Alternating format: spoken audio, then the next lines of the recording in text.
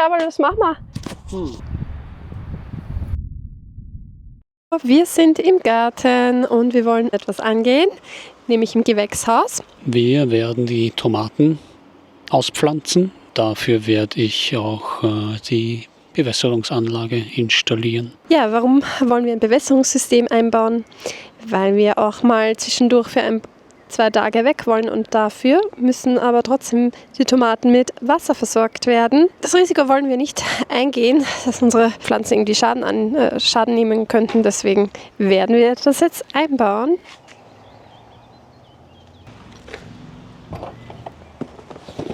Das bedeutet auch, dass wir unsere Tomatenpflanzen in die Erde pflanzen müssen. So sieht der aktuelle Stand aus von der Größe der Tomaten und Paprikas. Also es sind ein paar Tomaten dabei, die noch nicht so groß sind, aber es gibt welche, die auf jeden Fall bereit sind, in die Erde gepflanzt zu werden. Hier sieht man 2 große in den pinken Töpfen. Ja, die Paprika haben auch schon eine gute Größe. Ja, wie ihr wisst, habe ich zu viel angepflanzt, aber ich habe schon einige Pflanzen verschenkt und wir schauen einmal, wie viel wir jetzt tatsächlich von diesen Pflanzen brauchen und den Rest, ja, ich setze sie wieder in Töpfe und versuche da nochmal mein Glück.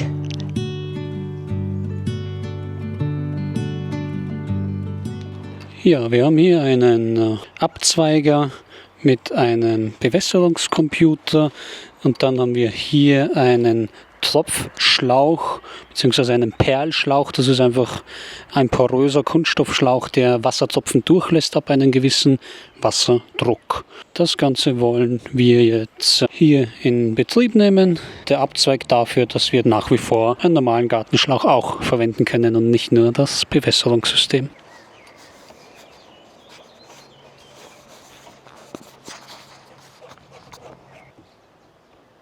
Ich habe gerade den Computer installiert und auch eingestellt halbwegs. Das müssen wir noch schauen, wie lange wir ihn wirklich brauchen, wie oft er sich aktivieren soll. Es gibt ja auch einen manuellen Modus. Das kann man jederzeit aktivieren, aber sonst läuft er um 6:30 Uhr 10 Minuten. Sonst gibt es noch dazu zu sagen, es ist ja ein poröser Schlauch, das heißt dort, wo wir keine Bewässerung wollen, müssen wir einen normalen Gartenschlauch verlegen und danach mit einem Gardinenstück einen Übergang schaffen zum porösen Schlauch.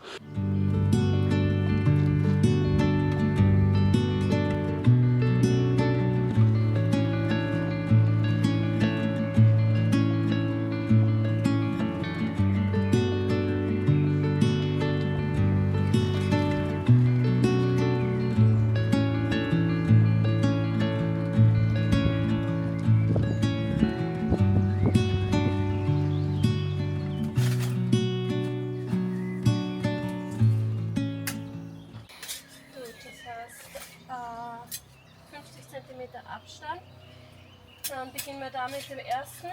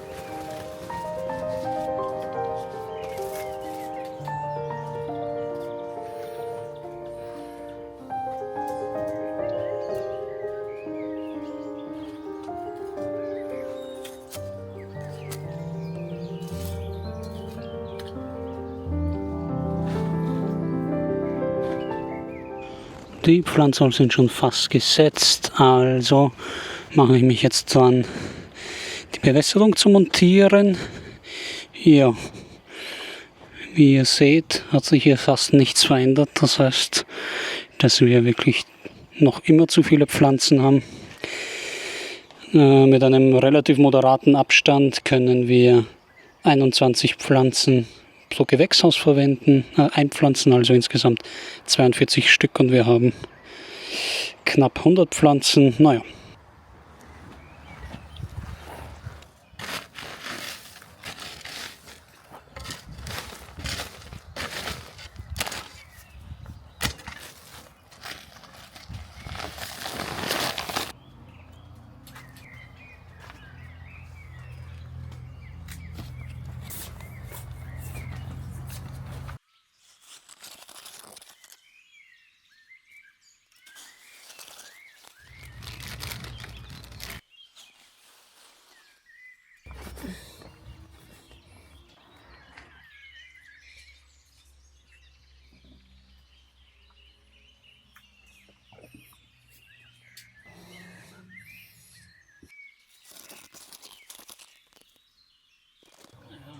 Den Schlangenlinien. Okay, so. Runter. Genau, Schlangenlinien.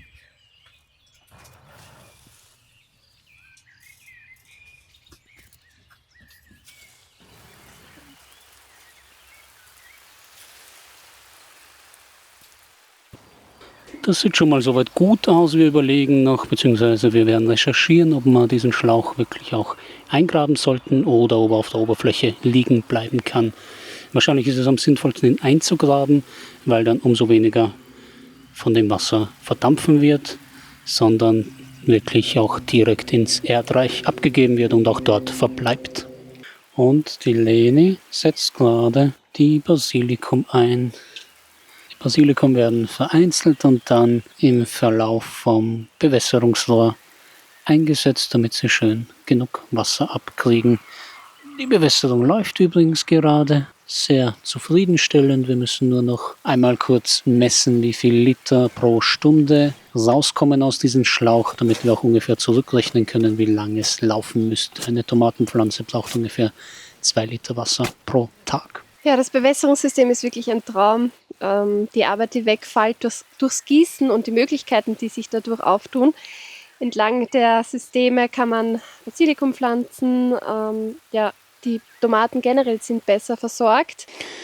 Der Testaufbau ist jetzt einmal soweit vorbereitet. Der Kübel ist leer. Das ist ein 20-Liter-Kübel. Und jetzt starten wir die Bewässerung für 1 Minute. Schauen wir mal, ob wir das dann richtig berechnen können. Ja, natürlich geht ein bisschen was daneben. Aber das meiste sollte in den Kübel gehen. Und wir schauen dann, wie viel Liter Wasser in dem Kübel ungefähr drin sind nach 1 Minute Laufzeit.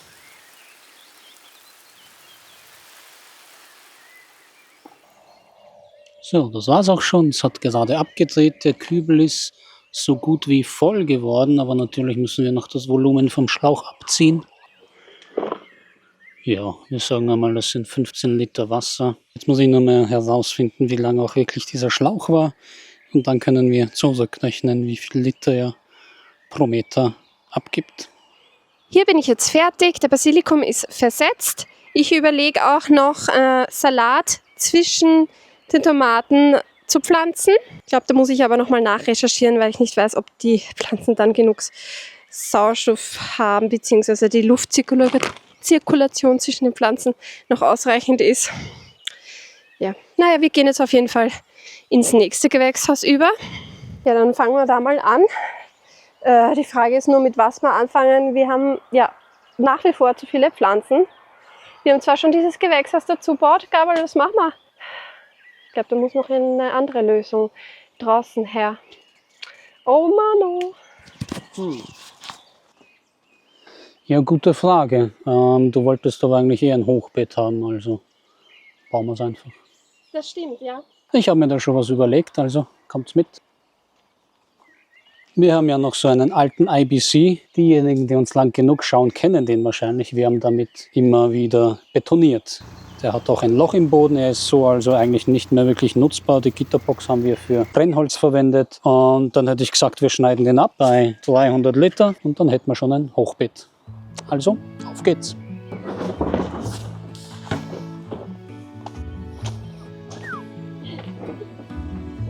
Am besten da halten, dass die Ecke nicht so einsackt, die zwei Ecken einfach hochhalten. Besser, es steht noch ein bisschen mehr über, als wir haben dann zu wenig. Okay. Dann mal weiter drin.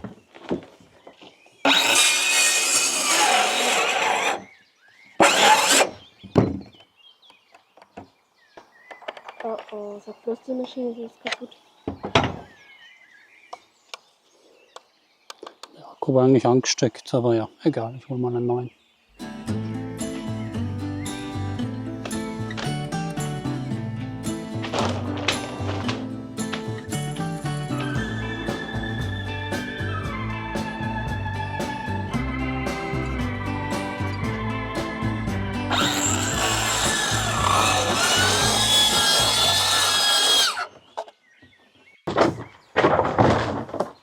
Noch eins weiter. Eigentlich könnte man sogar zwei machen.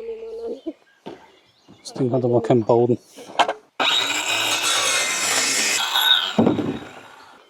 Wo willst du das hinhaben? So. Und dann die Paletten ein bisschen unterpolstern.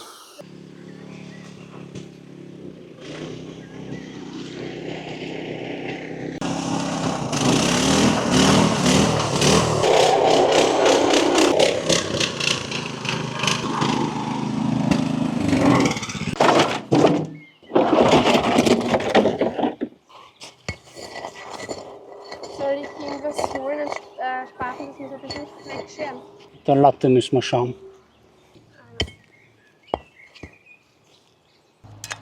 Danke. Und dann legen wir hier die Ziegeln aus, einen nach dem anderen.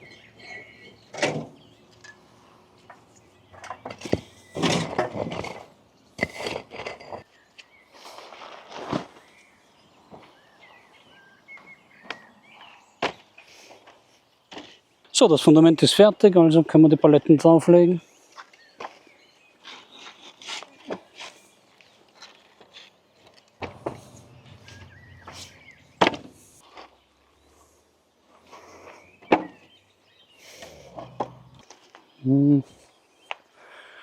Kraft ist nicht allzu gut verteilt. Die gehört dazwischen. Aufstellen dann nochmal. Die weg.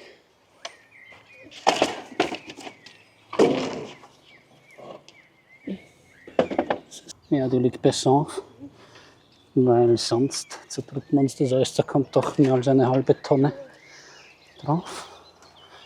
Die gefällt mir zwar nicht so gut, die ist nicht voll gedeckt, Ja, man sieht es doch aber man sieht es nicht. Genau so ist es. So verteilen, so dass die Hölzer quasi immer die Kraft an das Untere übertragen können. Gut, dann rauf damit. Längs oder quer kannst du jetzt aussuchen. Also Leni, was fehlt noch? Juhu, baggern! Wir brauchen nämlich Erde.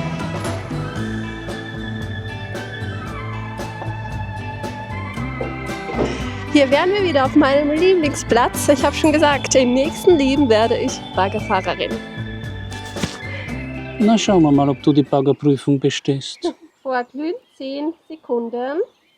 Ist der Gashebel richtig positioniert? Oder gehört weiter daher? Und jetzt gehen wir ran.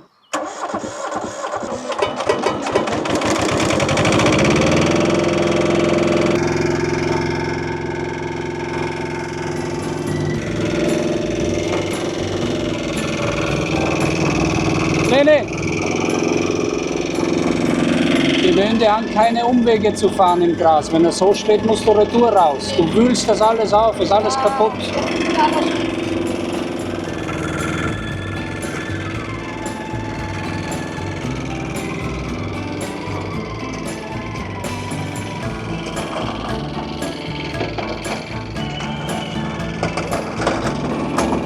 Wuhu! Yeah!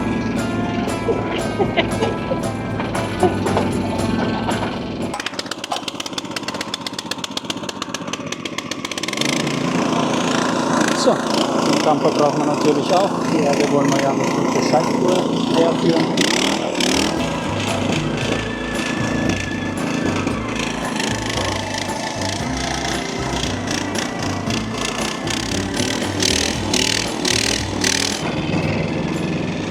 wenn ich zu Hause bin, dann tue ich auch gern baggern, gell? Sonst eigentlich immer nur die Leni. Aber heute bin auch einmal ich dran.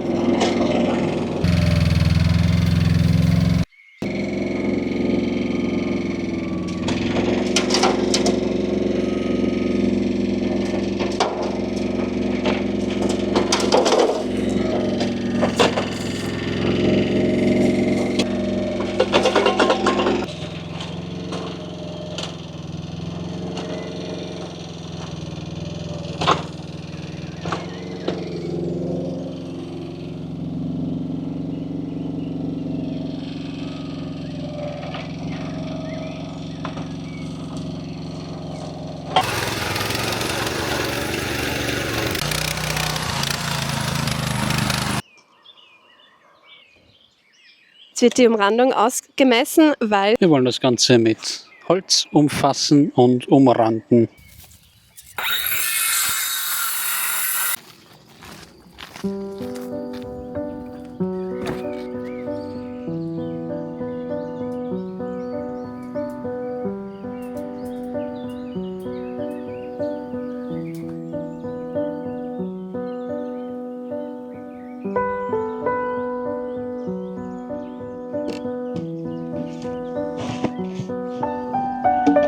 Schauen wir mal, ob das was wird.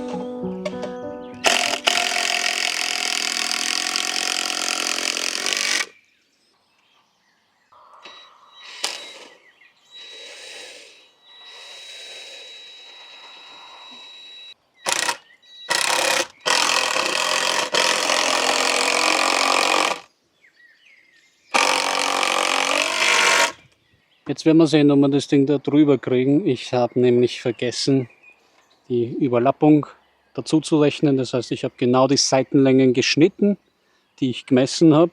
Aber wir haben ja 5 cm starke Pfosten, 5/8 Staffel besser gesagt. Und das hätte ich dazu rechnen müssen. Na, schauen wir mal. Schon, dass wir nicht mehr raushüpfen. Nicht zu tief.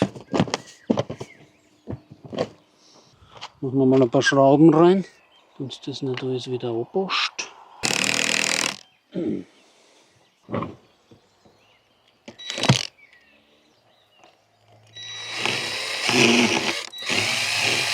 Ja, man baut ein ganzes Haus und dann scheitert man an einem Hochbeet. Ich habe die 5/8 Staffel neu schneiden müssen, weil ich die Überlappung vergessen habe mit einzuberechnen. Das schaut jetzt schon halbwegs in Ordnung aus.